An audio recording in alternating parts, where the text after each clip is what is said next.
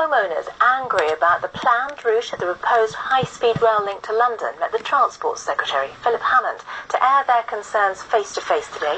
Well, the meeting comes just 2 weeks after the government made changes to the route amid growing opposition. Our transport correspondent Peter Plisner was there too. He joins us now from Stareton, near the planned route in Warwickshire. So, Peter, how did the meeting go? I think a pretty fruitful meeting for both sides, but opposition is still growing. The house behind me, interestingly, would have been knocked down had the line not been moved a couple of weeks ago, but it's still blighted by the line because it's still nearby. People from this village were at today's meeting where the Transport Secretary effectively entered the lion's den. Well, the line was on the line of the farm buildings in the distance there, on the brow of the hill. Alan Lumley's already fought off expansion at nearby Coventry Airport. Now he's fighting plans for high-speed rail. Although he's benefited from recent changes to the route, he's still unhappy. It's now at ground level rather than in a cotton-covered tunnel.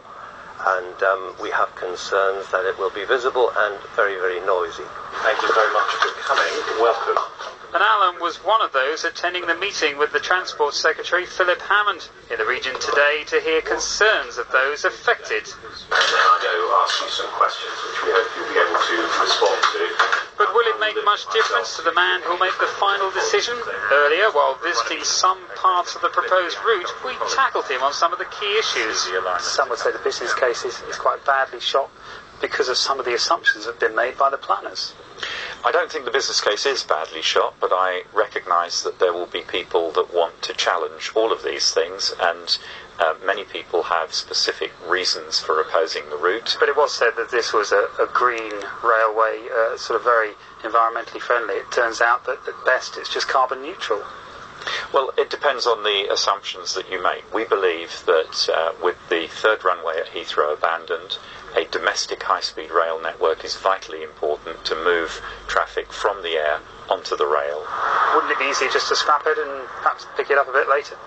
Yeah, it would be much easier, but we've made clear that we will take the tough decisions that need to be made for Britain's long-term green growth. But even before today's meeting, some parts of the 150-mile-long route have been changed. Following a review by consultants, there have been minor revisions in several places in Warwickshire and Staffordshire.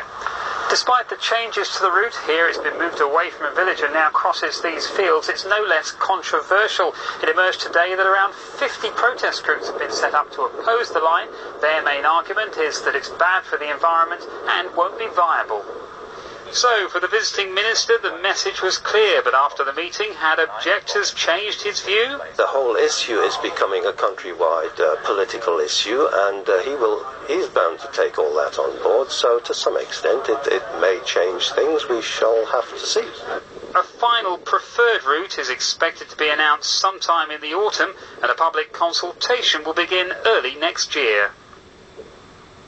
Joining me here, the local MP and the man who organised the meeting. Jeremy, it's still going ahead. Did the meeting really accomplish that much?